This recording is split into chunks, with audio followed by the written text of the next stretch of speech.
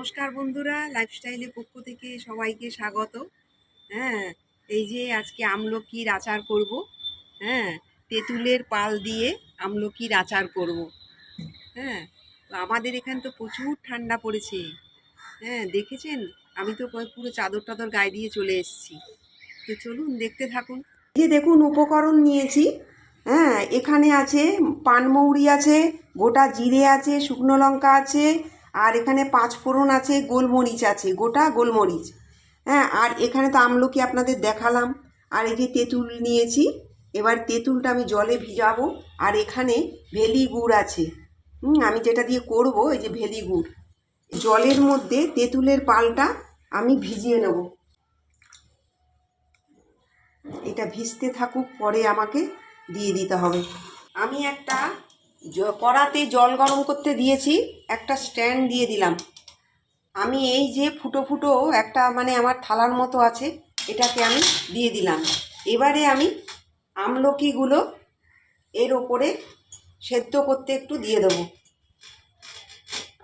একটু সেদ্ধ বলুন বা একটু ভাপিয়ে নেওয়া বলুন, এটা হতে থাক। একটা স্ট্যান্ড দিয়ে দিলাম, ঢাকাটা খুলে দিচ্ছি। এই যে দেখুন, এই যে হয়ে গেছে। এবারে আমি গ্যাসটা অফ করে দিলাম। এই যে দেখুন, আমি একটা কাপড় ছিঁড়া দিয়ে এই আমলকিগুলোকে একটুখানি মুছে নেব ভালো করে, যাতে জল বেশি না থাকে।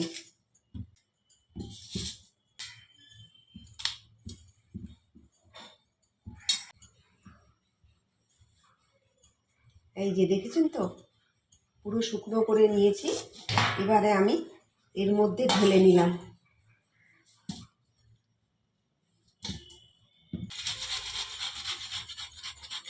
একটু এইরকম করে এর ভেতরে দিয়ে দেব। আমার হয়ে গেছে। এই যে দেখেছেন, এই দেখুন, এই যে আমি যে মশলাটা নিয়েছিলাম, এটা এখন একটু ভেজে নেব আমলকি আচারের মধ্যে দেওয়ার জন্য।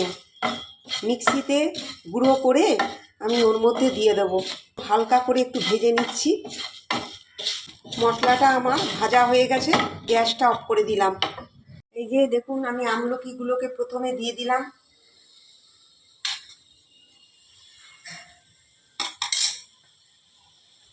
এই যে ভেলি গুড়টা আমি দিয়ে দেবো।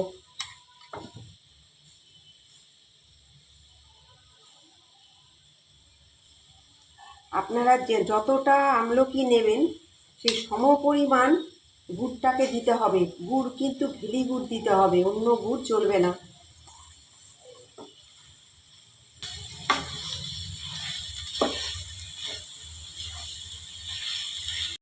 এই যে দেখুন, গুড়টাকে একটু গলতে দিয়েছি। এই দেখুন, এবার কালারটা আস্তে আস্তে হয়ে যাবে।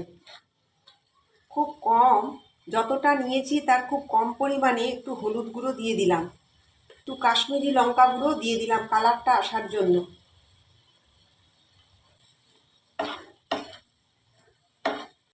পরিমাণ মতো একটু নুন দিয়ে দেবো। যতক্ষণ পর্যন্ত আঠালো ভাবটা না আসবে, ততক্ষণ পর্যন্ত এইভাবে আমি নেড়েই যাব।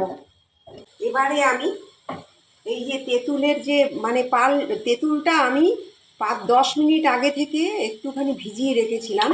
এই যে এটাকে তুলে সরিয়ে এই পালটা একটু দিয়ে দেবো এর মধ্যে। খুব কম পরিমাণে দিতে হবে। এই যে